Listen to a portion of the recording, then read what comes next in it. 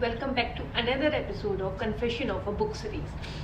Today's episode is little bit different, bit serious and honest, because I want to say something I took a long time to accept as a reader.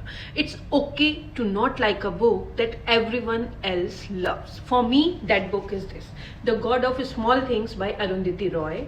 I DNFed it last few days, and I want to be very clear here before anything else. This is not about this book's value. This is not about its importance. It is not about the writing. It's about my experience as a reader. When I was reading it, I kept feeling this constant distance with the story. The writing is layered, poetic, heavy with meaning, but I found myself slowing down so much that I was losing emotional connection. I was rereading the sentences, trying to decode structure, tone, timeline, and instead of flowing with the story, I felt like I was working through it. And the non-linear timeline also made it harder for me. Past, present, memory, fragments, everything was happening together.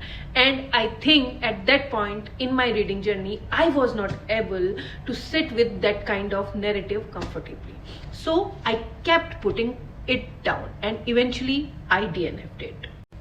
And that's something I have learned as a reader. Sometimes a book is not bad or good for you. Sometimes it is just not the right book for you at that time.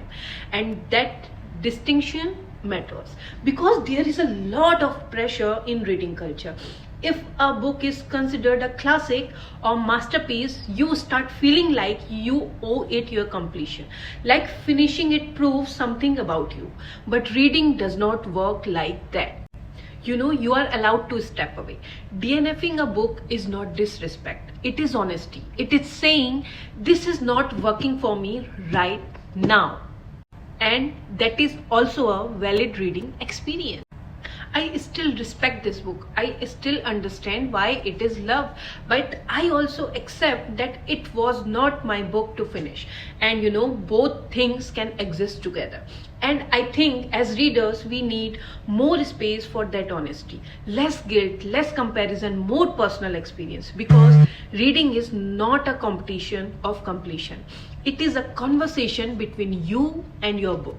And sometimes conversations end early. And that's okay. Now I want to ask you something honestly. Have you ever DNF'd a beloved classic and felt guilty about it? Let me know in the comments. And if you did, it's okay.